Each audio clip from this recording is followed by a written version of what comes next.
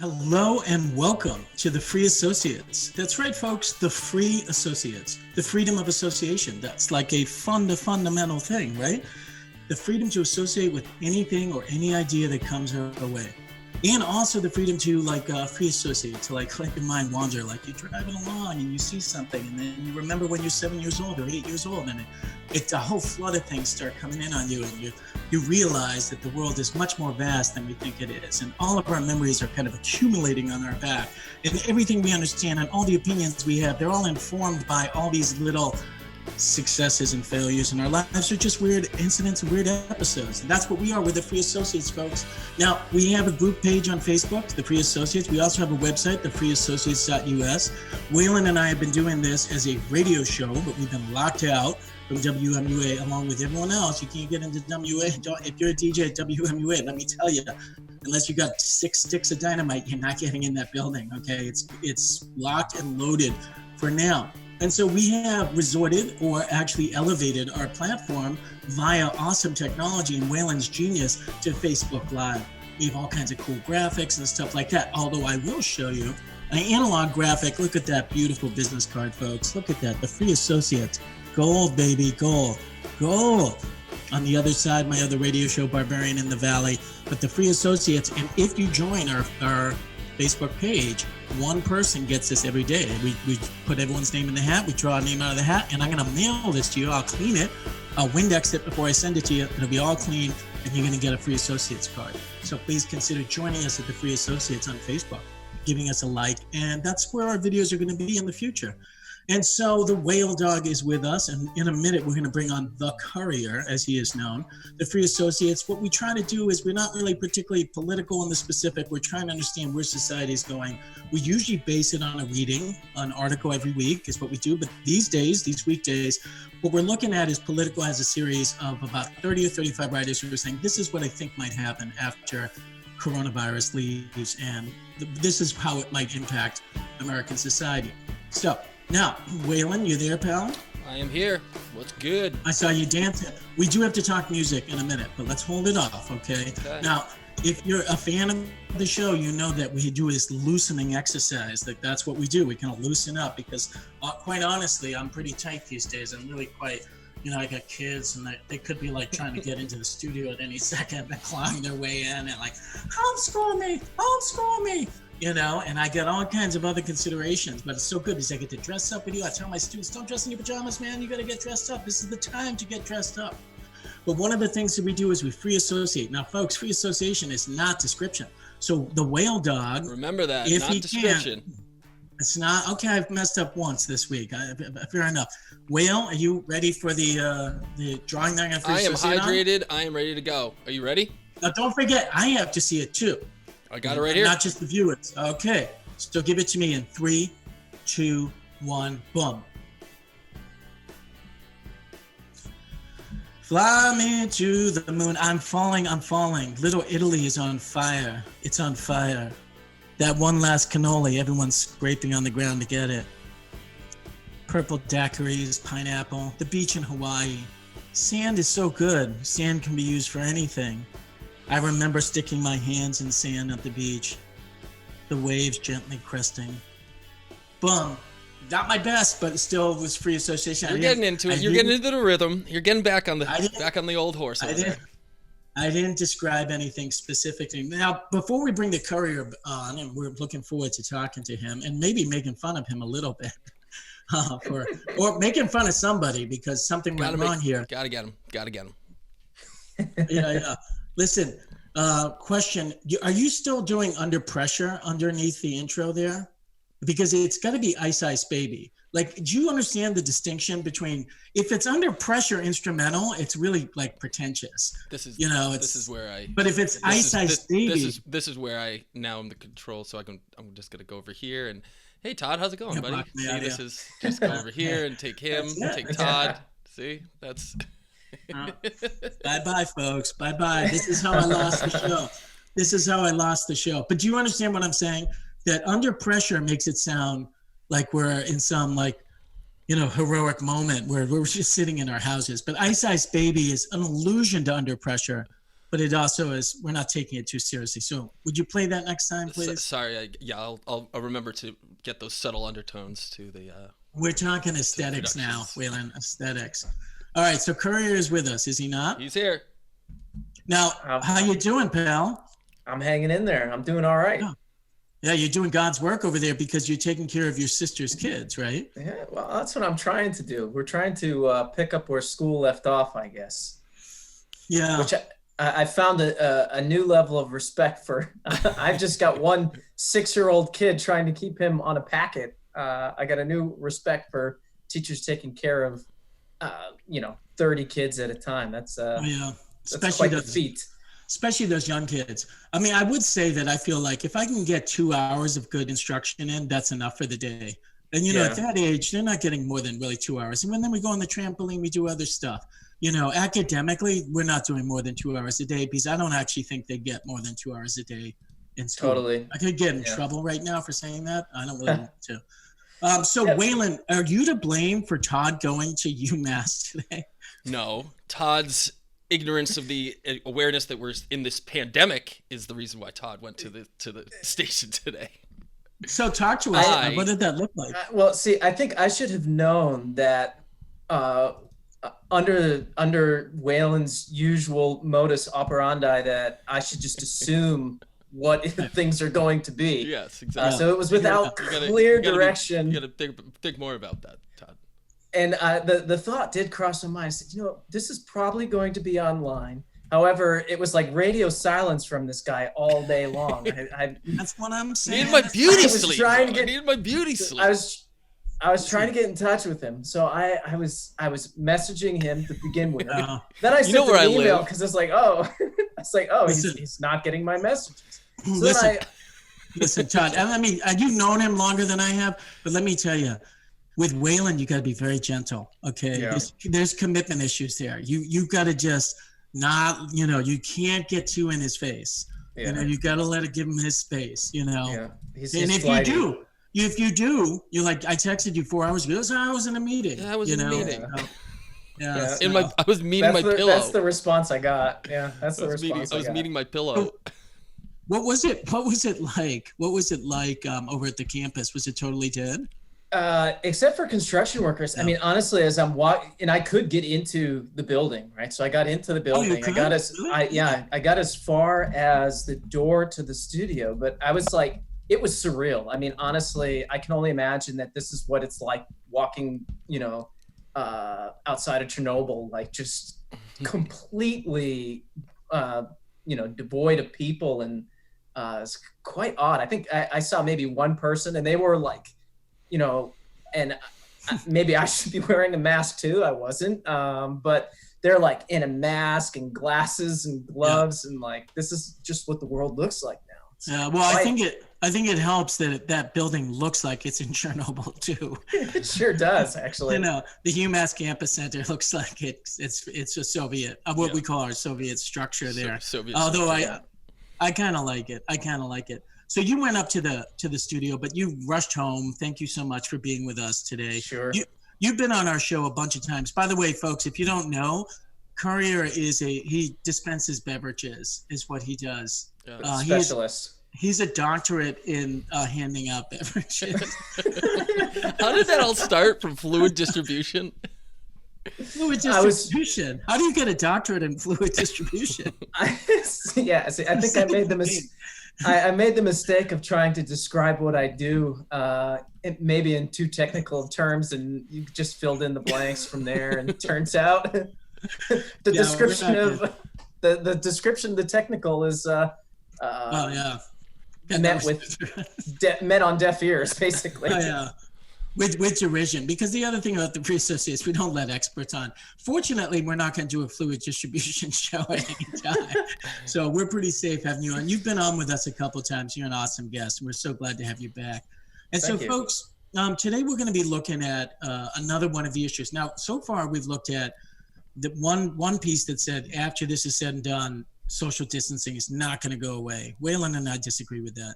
Then yesterday was saying that we think that perhaps there's some patriotism coming that will honor doctors and other things, not military, but a new kind of patriotism. I don't know where we ended up on that, but I was a little iffy on that. But today we're looking at the third piece, and you should be able to see that in the link of the Facebook. And by the way, if you're listening on WMUA Amherst, what we're doing is we're recording this one day and then popping it into the next weekday, because we are able to do that. We can't get into the station, but we can stream it out. Dan Farrar is like the best engineer ever, and he's over there at WMUA making things happen. So this third piece, should I describe it, or does someone else want to take it? So far, I'm happy. That little blurb that you sent, do you want to read that? I can queue up the those three paragraphs. You said that was too long. What, those three? No, but you told me yesterday I read too long, so I didn't want to do that. You think? Go ahead, because I have them as graphics. All right, let's do it. I have them as graphics. All right, cool. All right, I think it's worth doing. So this is Peter G. Coleman. He's a professor of psychology at Columbia who studies intractable conflicts. His next book, The Way Out, How to Overcome Toxic Polarization, oh boy, that's a useful book, will be released in 2021. And this is called The Decline in Polarization. Interestingly enough, I really feel like, in a way, COVID is like a Rorschach test for a lot of people. So all these thinkers seem to be addressing this in ways that they understand, like that's their specialty. You can definitely use your brain as a result of this. It's almost like artistic in a way that you kind of formulate things on the fly about all of this. It's weird. You're talking about me? No, just theories and things that are coming out in general. In general, you're talking about the way that we're looking at the pandemic, or just like you said, the Rorschach test. It's like just thinking about and interpreting everything is changing on the fly. It's just. Yes. It's kind of crazy. And by the way, Waylon is over there. He's created these awesome graphics, and he's got hotkeys, and he's partly doing the job that like 5 people would do behind and trying to keep up with the conversation too. And trying to be coherent. So if he's not coherent, don't blame him. Yeah. But I totally get what you're saying, Waylon, is that like, and we've talked about this before, the whole thing is like running a data partition, defragging a hard drive of every civilization in the world. It's like running through every institution, every civilization, every political party, everything, every kind of relationship you can imagine. It's all basically being redone. So, and we could be looking at this for a long time. So here's what Coleman says. The extraordinary shocks to our system that the coronavirus pandemic is bringing has the potential to break America out of a 50-year plus of escalating political and cultural polarization we have been trapped in, and help us to change course towards greater national solidarity and functionality. It might sound idealistic, but there are 2 reasons to think it can happen. The first is the common enemy scenario, in which people begin to look past their differences when faced with a shared external threat. COVID-19 is presenting us with a formidable enemy that will not distinguish between reds and blues, and might provide us with a fusion-like energy and a singularity of purpose to help us reset and regroup. During the Blitz, the 56-day Nazi bombing campaign against Britain, Churchill's cabinet was amazed and heartened to witness the ascendance of human goodness, altruism, compassion, and generosity of spirit and action. The second reason is the political shockwave scenario. Studies have shown that strong, enduring relational patterns often become more susceptible to change after some type of major shock destabilizes them. This doesn't necessarily happen right away, but a study of 850 enduring interstate conflicts that occurred between 1816 and 1992 found that more than 75% of them ended within 10 years of a major destabilizing shock. I'm not totally sure what that means, but societal shocks can break different ways, making things better or worse. But given our current levels of tension, the scenario suggests that now is the time to begin to promote more constructive patterns in our cultural and political discourse. The time for change is clearly ripening. Okay, folks, what do you want to do with that? There's a lot there. Todd, there's a lot. Todd, what was your impressions of this? Well, I think that there's certainly a lot to be said for the way that a society will respond to a major shock, and that essentially this type of shock, it has to require that we go back to a new state of equilibrium, right? So that things can't necessarily go back to the way that they were before, especially for how long this is planning to go on for, right? So I don't know. Again, you two being the history buffs here, right? I don't know. Do we have anything in history that takes us under a circumstance like this where people have been sort of forced on such a global scale, kind of simultaneously together to just disperse and not be sort of engaging with each other? Yeah, that's a good question. Yeah. I mean, I didn't know Waylon liked history, so I'll take this one. That's just if you've seen our promo video, you know that reference. But well, the Black Death they did, to what they could. It was interesting. The Canterbury Tales is those stories. Correct me if I'm wrong, but they're leaving the cities to go to the country in the Canterbury Tales, and they're telling stories along the way. They're trying to escape a plague in the Canterbury Tales. Sure. So, have people isolated like this? I think that they have. I think that they did in the Spanish flu as well. Right.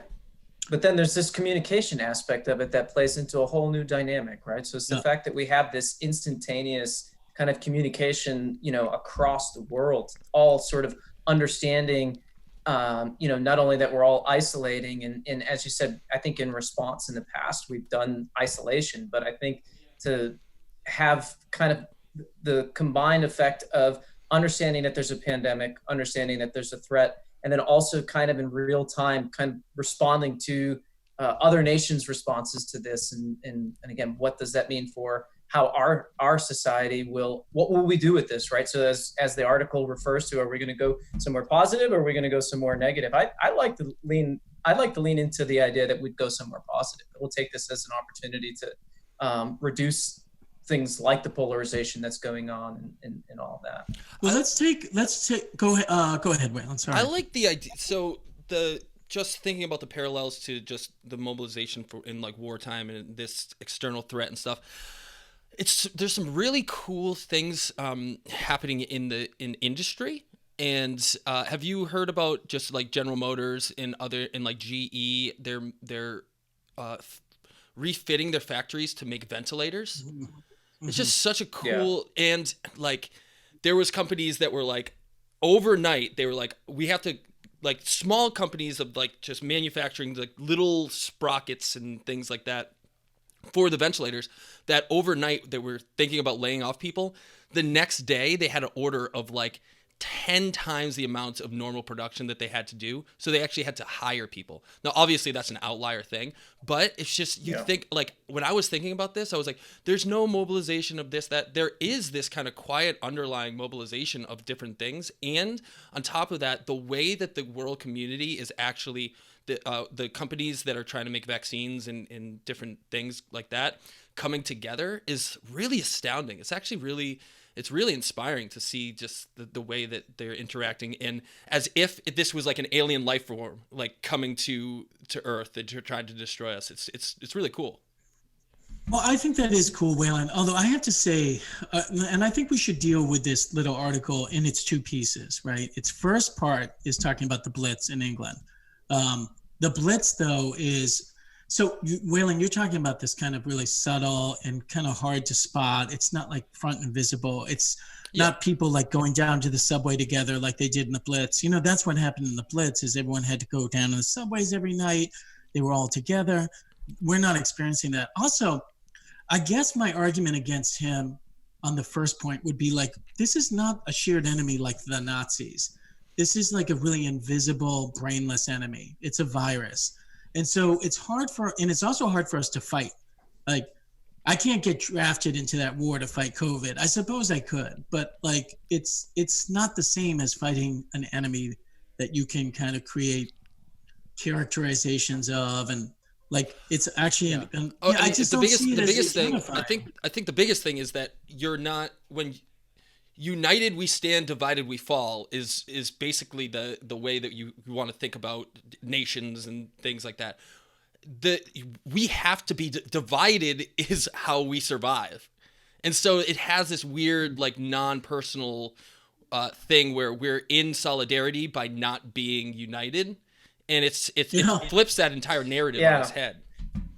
Yeah, no, it's a really interesting thing to point out, right? It's the fact that so even though collectively we feel as though we are united in this all understanding that as we're talking about, this isn't something that we can just go and suit up and strap on a gun and go and fight, right? This is something that we fight by being committed to the idea of um, being away from each other, right? But at the same time, we're all together in that sense of that this is how we collectively do it. And I think, something that's different about this enemy, right, is that I guess people, society in general, seem to really band together to fight common enemies. This particular enemy, right, is one that is against the entire human race. So it doesn't really matter what your political affiliation is or what your race is or what any of that is no longer on the table for how we pick that enemy, right? I mean, except class is still on the table.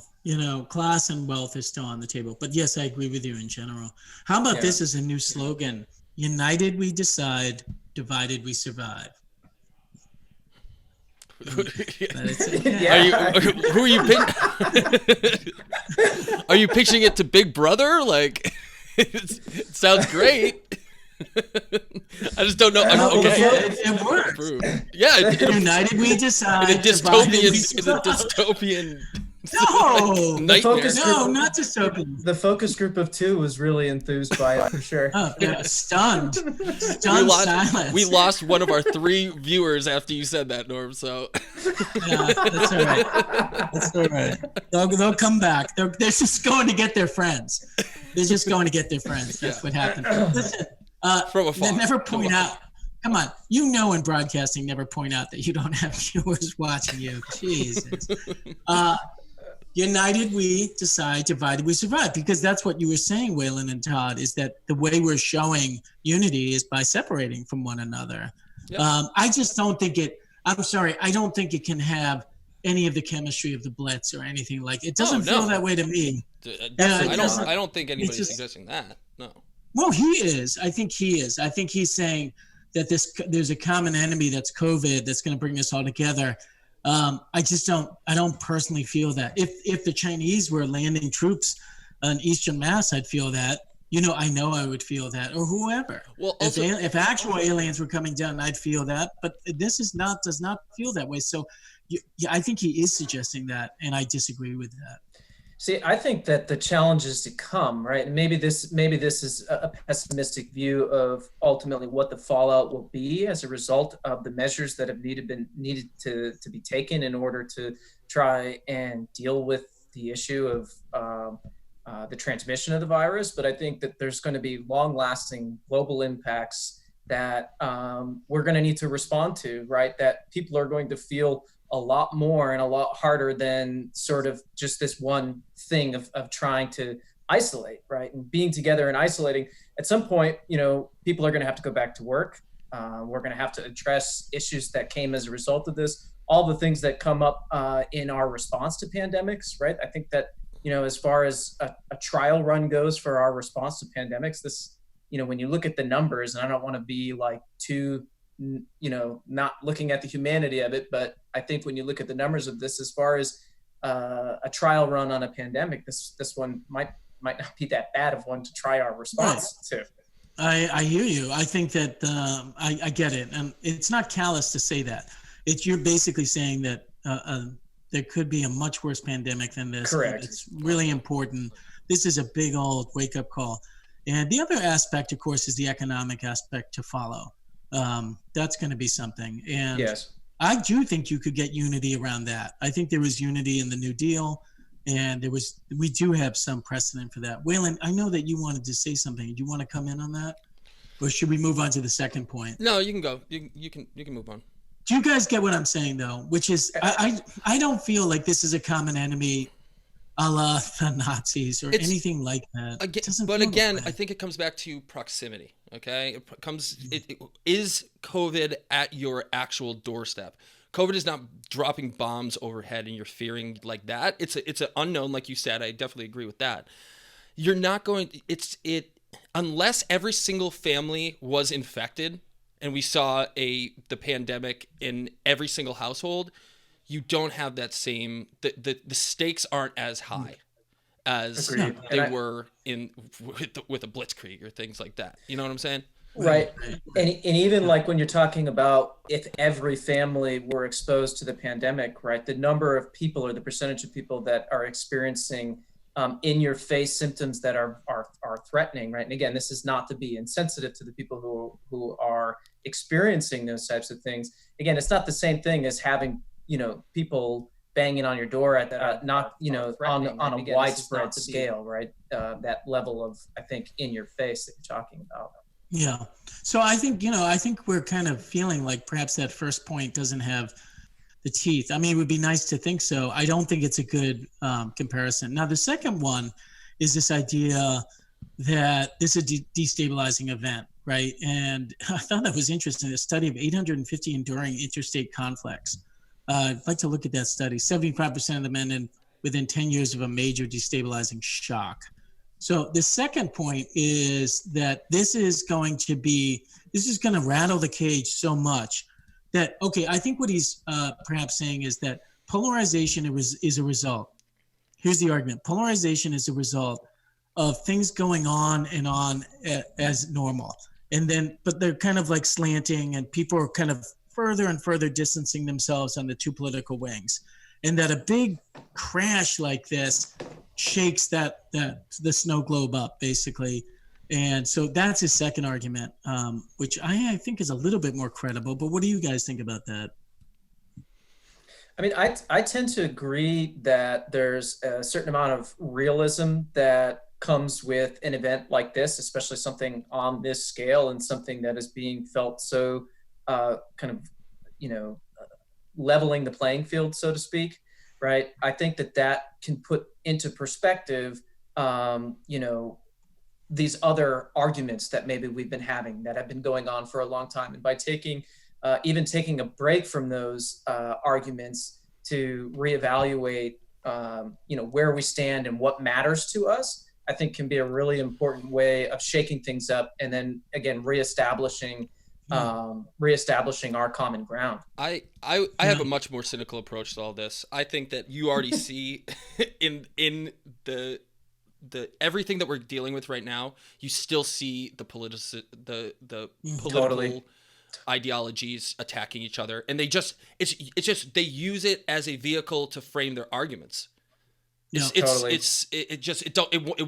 will never go away. It will always be whatever is going.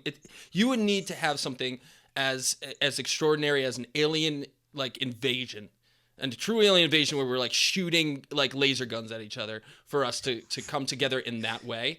But that being said, there are certain commonalities that we're finding with each other, but just turn on the news and you can see people have not changed in their steadfastness. Well, let's be careful when you say people. The media certainly hasn't. I don't know about people because all we're presented with is a media narrative that we can't be sure about. We are open to it. So, and I really bet you a lot of people are reconsidering things. So let me just put it out there. Todd? Well, I think Jer has a good point in that when you look at some of the things going on already, right? I think that there's a certain element of political leadership that can really feast on fear, and the fact that the population at large right now is in such a state of fear, they're pretty pliable. And I think that certain politicians might take that as an opportunity. At least that's how I interpret kind of what, one way, a cynical way in which this event could play out. So let me reframe my question. Okay, let me reframe it like this. Do you think that anybody's political ideology has changed as a result of COVID-19? Okay, no. Can I answer that? But yeah, can I give you a couple sentences? Well, I mean, anybody like. No, I mean, do you think people's? Well, I mean, I'm not like Joe down at at the gas station, really. Yeah. Okay. I'm just saying, it's kind of rhetorical. I think it's rhetorical, but Norm, okay, I think go ahead, Norm. That people's ideologies have changed. It's not rhetorical. Yeah, no, I understand. It's not rhetorical. And remember, the article says 10 years. Okay, so it's not today, it's not next week, it's not even next year, it's 10 years. My argument is... So I'll remind myself in 10 years that you were wrong on this? Sure, if that's what you want to do.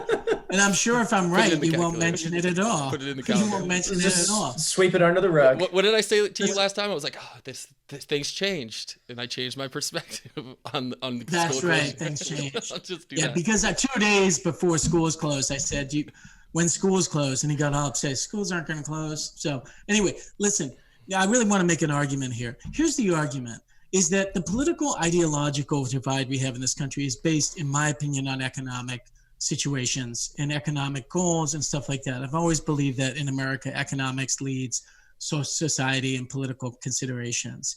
I think that the economics of this is going to be so destabilizing that it's going to scatter those teams. I'm not saying a new ideology might not form, but those people on those teams are going to be scattered. I really believe that. Now, look at it from this point of view.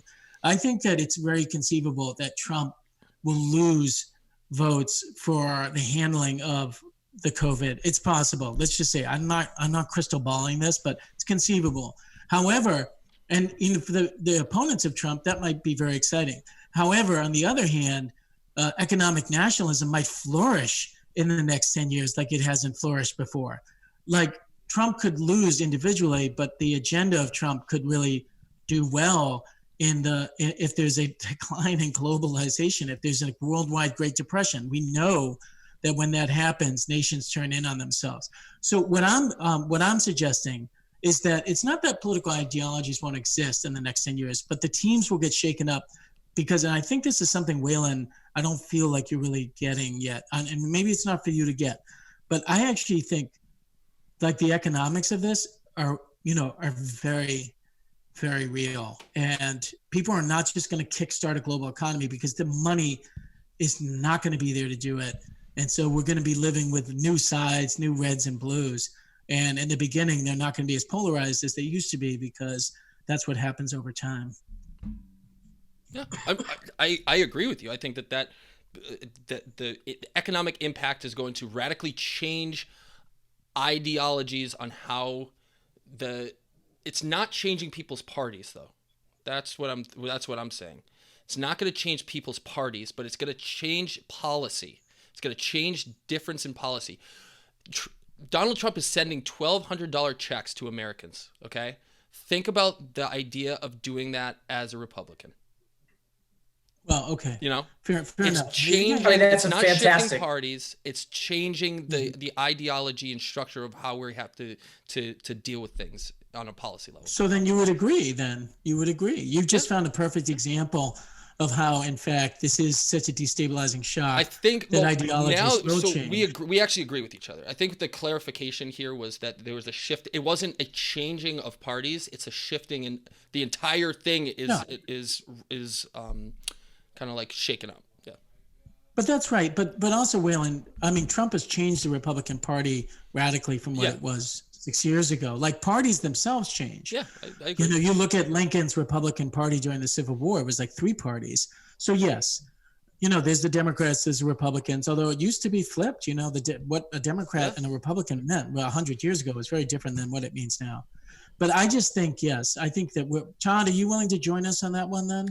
I mean, I think there's good points on both sides, right? And as I think you are coming to the same conclusion, and I agree, right? Is that ultimately the economic fallout from this, right, is going to result in a need for a radical shift in business as usual, right? And as a result of that, policies and ideologies are going to follow, right? I mean, even here, when you're looking at, we keep talking about Trump, right? When you're looking at his behavior and the way that he's almost flip-flopped on this problem of the pandemic a couple times now, it's all about trying to manage what he thinks is going to win the election, right? To a certain extent, right? And I think that's going to be the case across the board, right? So we're going to see. I agree. We're going to see huge economic fallout, something that could take a decade or more to deal with. And as a result of that, political ideology will probably follow. Yeah. By the way, I don't totally agree that. I don't know if Trump is saying this stuff just to win the election. I don't know. He certainly has people speaking in his ear. And 2 weeks ago, I had people saying this is going to cause more damage to the economy, which is a real consideration. Definitely. So I don't know. I just don't know, you know. You don't think so? Well, I'm sure that's a factor. You know, I mean, being so close to the election and everything with, all of that motivation. And again, it's hard because I don't want to say it's taking the election is taking a back seat, right? But I still can't imagine that even with his advisors and also his own motivations that there isn't some underlying, I guess my point would be okay. We don't. I guess ulterior motive is not the proper terminology right there, because ulterior motive would be that he was thinking of it like. Yeah. I guess if I was president, I would think whatever is the right thing to do now is copacetic with me getting reelected. Like they're totally enmeshed with each other. If I do the right thing, then that's going to be good for me to get reelected. I don't see anything like wildly divergent from that. By the way, I predicted yesterday Andrew Cuomo is the next president of the United States, but based on the fact that Biden and Sanders are so old, that and I think Waylon has finally had time to reconsider that and has agreed with me. No. So, okay. Hey, Waylon, can you put that music up? That music that we're going to change tomorrow, because it's about time that you guys start to free associate. Okay. Now, folks, I want to remind you, you're listening to the Free Associates. That's right. You're listening or viewing. You're either viewing it on Facebook Live or you're listening on WMUA Amherst. We're the Free Associates. We've been around forever, man. We've been around for a year. Our website's thefreeassociates.us and the Facebook page is The Free Associates, and we would love to have you join our Facebook page. We're going to keep this up every weekday as long as we can, and through Waylon's genius and our awesome bullpen of people like the Courier, the Daddy Wags, Laura Fatarusso. I got to get her on next week. She's excellent. So now to end the show, you guys are going to free associate. Now, don't let him jam you up here, okay? He's got this. He'll just sit on you and jam you up. He'll jam you up. It's coming. And let's remember that free association is not description, folks. So, and you out there, you can rate these guys on their ability to free associate in 3, in 2, and in 1. So many questions, ideas in my mind that are always flowing. Bubbles time. Flowing in your Coca-Cola. You take a sip. It tastes like caramel swirls swirling in your mind, in your memory, in a distant dream of a time that you could sit on a bench with another friend and share that Coca-Cola. Oh, God. Todd, you totally dropped that one. I had to go see it. I'm still very new to this free association thing. Hats off to you both. Well, you know what? Thanks so much for being with us. And Waylon, that was actually a better one for you. By the way, these are notes from my honors world history class, and I've been letting them bid on it. There's a code here, so the first person to see the code can email me, and then I'll mail them these notes. And I told them I'm going to sign it as well, so we can double the value. Make it way more expensive. Actually, make it valuable.